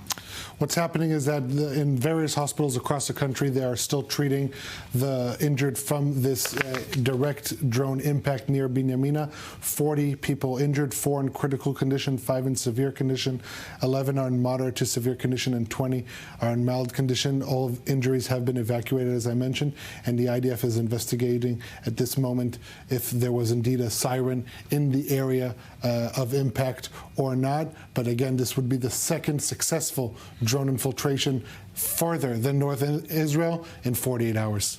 Ariel Osran, Yaakov Lapin, thank you so much for being with us on this breaking news edition. I'm Benita Levine. Stay tuned. Thank you for watching.